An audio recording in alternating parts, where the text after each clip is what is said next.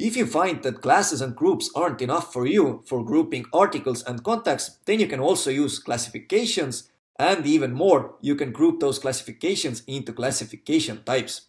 So let's look at some examples. They can be found under Sales, Settings, and here we have classification types and also classification. But first, let's open classification types. Here we have 3 examples that I have inserted, and one of the types is for contacts, and the 2 of them are for articles, color and product, and entity for the contacts. We can add a new one up here with the new button, but let's look at classifications.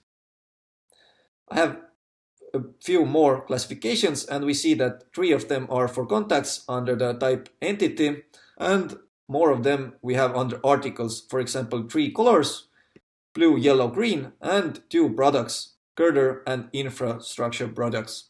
So let's look at articles list as well. We can use those classifications for just filtering in the articles list. Let's say blue here, and we can see all the blue articles that we have, and also we can use the classifications for reports.